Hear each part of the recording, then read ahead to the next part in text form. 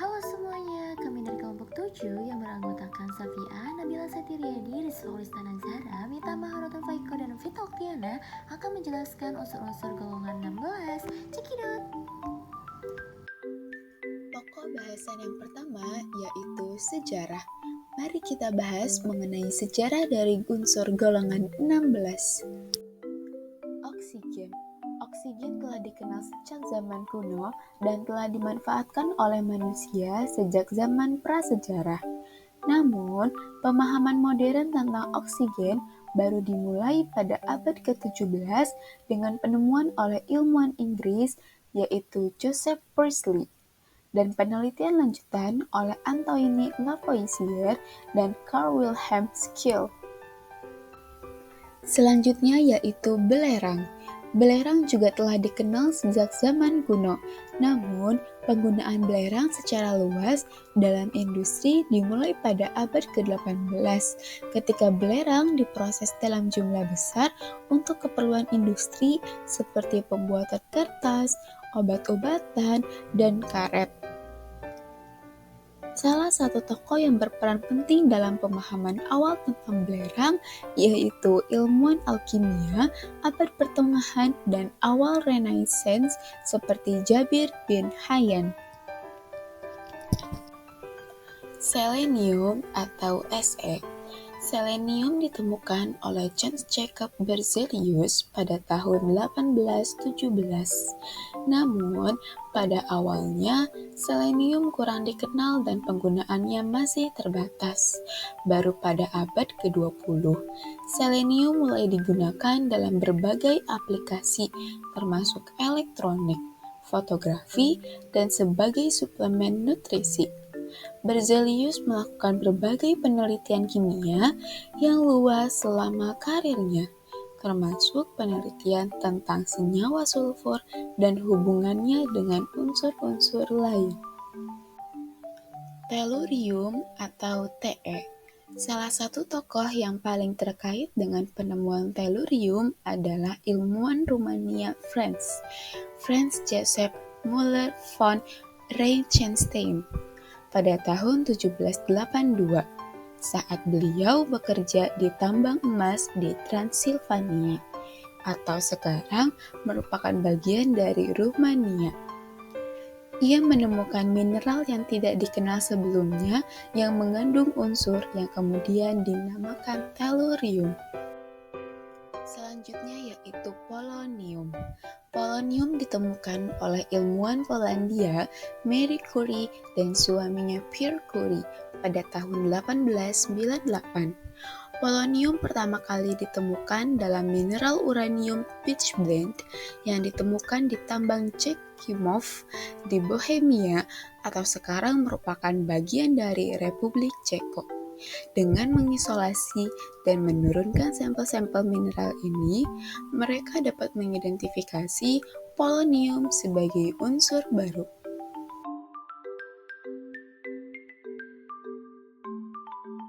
Adapun ciri-ciri umum dari unsur golongan 16 yaitu unsur golongan 16 terdiri dari oksigen, belerang, selenium, tellurium, dan polonium. Semua unsur golongan 16 memiliki 6 elektron valensi di kulit luarnya, memiliki keelektronegatifan yang tinggi dan cenderung membentuk ikatan kovalen polar atau ionik dalam senyawa. Unsur golongan 16 memiliki sifat fotokalitis yang dapat digunakan dalam berbagai aplikasi seperti pengolahan air dan produk energi terbarukan. Ya, teman-teman bisa melihat di sini terdapat sifat fisika dari masing-masing unsur golongan 16 yang terdiri dari oksigen, belerang, selenium, tellurium, dan polonium yang dimana sifat fisikanya terdiri dari massa jenis, titik lebur, titik leleh, kalor peleburan, kalor penguapan, dan kapasitas kalor molar. Ya, teman-teman.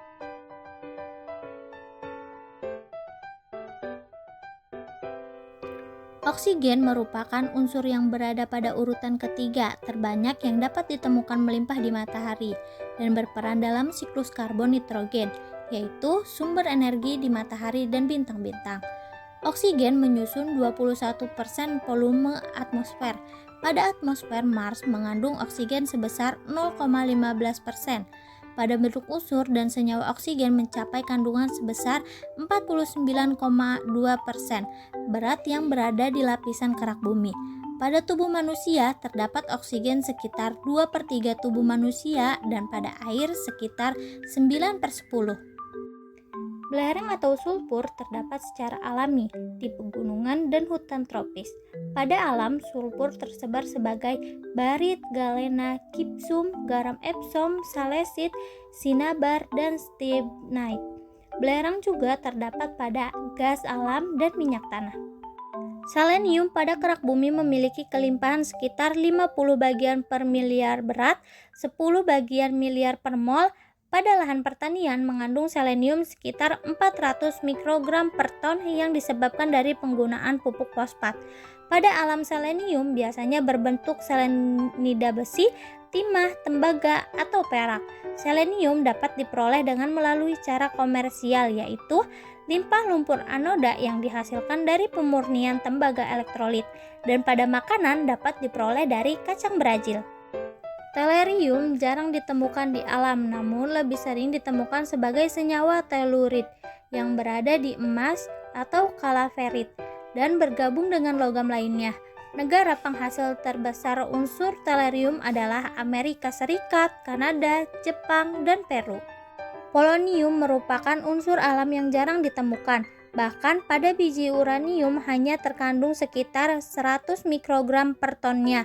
Ketersediaan unsur polonium hanya 0,2% dari radium.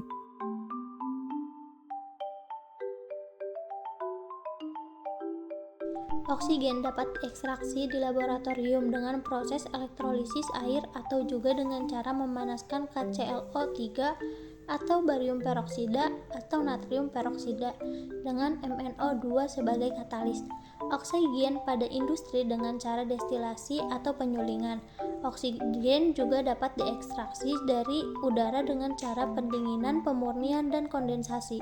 Pada tambang, unsur belerang atau sulfur dapat diekstraksi dengan cara penggilingan, pemurnian, dan pemecahan. Sedangkan pada pengolahan minyak bumi dan gas alam dapat diekstraksi dengan cara desulfurisasi. Unsur belerang atau sulfur juga dapat diekstraksi secara komersial dari sumber mata air hingga endapan garam yang melengkung sepanjang lembah Gulf di Amerika Serikat, dan dapat juga menggunakan proses sisila dan proses French. Selenium dapat diekstraksi dengan cara menghancurkan biji-biji selenida dan sulfida. Selenium juga dapat diperoleh dari cara memanggang endapan hasil elektrolisis dengan soda atau asam sulfat, atau dengan cara meleburkan endapan dengan menggunakan soda dan niter. Tellurium dapat diekstraksi dengan cara menghancurkan biji-biji telluroid seperti kalaferit, tetradimit, dan silafinit. Tellurium dapat diperoleh dengan melalui cara komersial, yaitu limbah lumpur anoda yang dihasilkan dari pemurnian elektrolisis tembaga panas. Polonium dapat diekstraksi dengan proses yang sangat kompleks, yaitu dapat diekstraksi dari biji uranium dan thorium dan melibatkan proses distilasi dan elektroforesis. Sifat kimia dan kecenderungan unsur golongan 16. Unsur golongan 16 terdiri dari golongan non-logam dan logam. Unsur yang termasuk golongan non-logam yaitu oksigen, sulfur, selenium, dan tellurium. Sedangkan yang termasuk golongan logam yaitu polonium. Unsur golongan 16 juga merupakan golongan yang reaktif. Reaktivitas yang dimiliki masing-masing unsur membuat setiap unsur cenderung membentuk senyawa dengan unsur golongan lain, terutama logam. Unsur-unsur golongan 16 cenderung membentuk senyawa kovalen yang stabil dengan unsur non-logam dan senyawa ionik dengan logam. Contoh senyawa yang terbentuk dari unsur golongan 16 adalah belerang dioksida atau SO2 dan selenium dioksida atau SeO2 yang dapat digunakan sebagai bahan baku industri. Unsur-unsur golongan 16 bisa bersifat asam atau basa, tergantung pada keadaan senyawanya. Contohnya, asam sulfat atau H2SO4 dan asam selenat atau H2SeO4 memiliki sifat yang asam kuat. Sementara itu, belerang hidrogen atau H2S memiliki sifat asam lemah.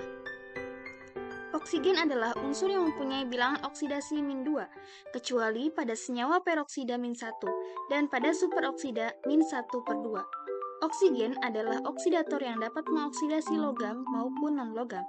Oksigen bisa membentuk superoksida jika dipanaskan dengan logam alkali dan oksigen adalah unsur yang memiliki sifat non-toksik. Sulfur atau belerang adalah unsur yang sulit untuk bereaksi dengan unsur-unsur lain pada suhu biasa. Sedangkan pada suhu tinggi, reaksi dapat terjadi dengan berbagai logam, seperti Fe dan Cu. Selain itu, dapat terjadi reaksi dengan berbagai non-logam, seperti Cl2, H2, atau O2. Belerang tidak bereaksi dengan air dan juga unsur belerang memiliki sifat non-toksik. Selenium dan tellurium adalah unsur yang mempunyai sifat kimia yang sama dengan belerang, tetapi lebih bersifat logam dibanding belerang. Unsur yang sulit untuk bereaksi dengan unsur-unsur lain pada suhu biasa, sedangkan pada suhu tinggi, reaksi dapat terjadi dengan berbagai logam. Sifat kimia polonium mirip dengan tellurium dan bismut, di mana polonium mudah larut dalam asam encer tetapi hanya sedikit larut dalam alkali. Selanjutnya di poin persenyawaan. Yang pertama, sifat-sifat unsur-unsur di golongan 16. Pertama ada oksigen. Nah, oksigen ini dilambangkan dengan huruf O yang mempunyai nomor atom 8 dan nomor massa 16. Konfigurasi elektron dari unsur oksigen yaitu helium atau He, 2s2, 2p4. Oksigen mempunyai 3 isotop yang stabil, diantaranya 16 oksigen, 17 oksigen, dan 18 oksigen. Bahaya yang ditimbulkan dari unsur oksigen ini yaitu terdapat pada oksigen di bidang medis, yaitu jika digunakan secara berlebihan akan menyebabkan keracunan sehingga akan membahayakan jaringan paru-paru. Yang kedua yaitu unsur sulfur atau belerang yang disimbolkan dengan huruf S. Sulfur mempunyai nomor atom 16 dan nomor massa 32,065. Konfigurasi elektronnya yaitu neon 3s2 3p4. Sulfur ini mempunyai 23 isotop yang diketahui mempunyai nomor massa dari 27 sampai 49, di mana 4 isotop diantaranya ialah isotop yang paling stabil, yaitu 32 sulfur sebesar 95,02%, 33 sulfur sebesar 0,75%, 34 sulfur sebesar 4,21%, dan 36 sulfur sebesar 0,02%. Bahaya unsur sulfur seperti sensasi kulit terbakar dan tersengat, gatal dan kemerahan, kulit kering, serta kulit mengelupas. Yang ketiga, di unsur golongan 16 ada selenium atau Se yang mempunyai nomor atom 34 dan nomor massa 78,96. Konfigurasi elektron dari unsur selenium yaitu argon 3d10, 4s2, 4p4. Selenium ini mempunyai 5 isotop yang stabil, diantaranya 74 selenium, 76 selenium, 77 selenium, 78 selenium, dan 80 selenium. Bahaya yang diakibatkan dari unsur selenium yaitu pusing, iritasi selaput lendir, dan jika paparannya lebih tinggi dapat menyebabkan pengumpulan cairan di paru-paru dan bronkitis dapat terjadi. Selanjutnya ada unsur tellurium atau Te yang mempunyai nomor atom 52 dan nomor massa 127,6. Konfigurasi elektronnya yaitu kripto 4d10, 5s2, 5p4. Tellurium ini mempunyai 6 isotop yang stabil, diantaranya 120 tellurium, 122 tellurium, 123 tellurium, 124 tellurium, 125 tellurium, dan 126 tellurium. Tellurium ini sangat beracun dan teratogenik, yaitu dapat menyebabkan kerusakan pada embrio yang berkembang. Unsur selanjutnya di golongan 16 ada polonium atau Po yang mempunyai nomor atom 84 dan nomor massa 209. Konfigurasi elektronnya yaitu xenon 6s2, 4f14, 5d10, dan 6p4. Unsur polonium ini mempunyai sebanyak 42 isotop dan semuanya bersifat radioaktif, yaitu dari 186 sampai 227 nukleon. Nah, di mana 210 polonium dikenal sebagai karsinogen, yaitu bila terhirup dapat menyebabkan kanker paru-paru. Yang terakhir unsur di golongan 16 yaitu ada livermorium atau Lv yang merupakan unsur buatan. Nah, livermorium ini mempunyai nomor atom 116 dan nomor massa 293. Konfigurasi elektronnya yaitu radon 5F14, 5D10, 7S2, 7P4. Isotopnya yang paling stabil hingga sekarang yaitu unun heksium 293 yang mempunyai waktu paruh lebih dari 60 meter per sekon. Bahaya utama livermorium ialah menyebabkan paparan radiasi. Paparan radiasi livermorium ini dapat menyebabkan kerusakan jaringan, mutasi genetik, dan bahkan kanker pada organisme hidup. Kemudian ada kegunaan unsur-unsur golongan 16, yaitu yang pertama oksigen sebagai komponen utama dalam proses pernapasan makhluk hidup. Kemudian terapi oksigen hiperbarik digunakan untuk mempercepat penyembuhan luka dan mengobati kondisi medis tertentu. Lalu melalui proses respirasi, oksigen membantu menghasilkan energi yang dibutuhkan oleh tubuh untuk melakukan berbagai aktivitas sehari-hari. Nah, dalam pengolahan air limbah untuk mendegradasi polutan organik dan menghasilkan air yang bersih dan aman. Oksigen mendukung pertumbuhan tanaman dan mikroorganisme dalam tanah.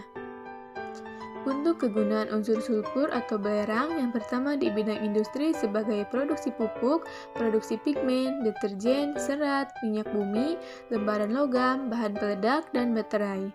Nah, di bidang lingkungan sendiri, dalam jumlah belerang dalam tanah dapat mempengaruhi pertumbuhan tanaman loh, sehingga dapat membantu meningkatkan kandungan protein dan vitamin tanaman, membentuk butiran klorofil dan zat gula. Sedangkan di bidang kesehatan, sulfur digunakan untuk mengatasi berbagai penyakit kulit seperti jerawat, skabies, kudis, alergi, dan ketombe. Kemudian untuk obat sesak nafas dan radang pada tenggorokan. Nah, selanjutnya ada kegunaan unsur selenium, yaitu untuk menghilangkan warna kaca jika dalam jumlah yang kecil, pemberi warna merah jernih pada lampu sinyal jika dalam jumlah yang besar, pembuatan enamel merah untuk baja dan keramik, dan vulkanisasi karet guna meningkatkan ketahanan terhadap abrasi atau pengikisan tanah oleh air laut. Lalu ada unsur tellurium yang banyak digunakan dalam bidang metalurgi, yaitu untuk memisahkan logam dari bijinya pada besi, tembaga baja tahan karat, dan paduan timbal. Lalu untuk pembangkit listrik tenaga surya, sedangkan sebagai timbal untuk meningkatkan kekuatan dan ketahanannya terhadap korosi. Selanjutnya ada bahan utama tutup peledakan, tutup peledak detonator trinitronotulena, dan digunakan sebagai pigmen pada kaca dan keramik. Unsur selanjutnya di golongan 16 ada polonium. Polonium merupakan pemancar alfa, oleh karena itu digunakan dalam perangkat antistatis dan untuk tujuan penelitian. Ini digunakan dalam bentuk film tipis pada cakram baja tahan karat sebagai sumber partikel alfa. Kemudian untuk menghilangkan listrik statis yang digunakan selama proses seperti penggulungan kertas, kawat, dan lembaran logam. Sedangkan untuk polonium 210 digunakan sebagai sumber panas atom.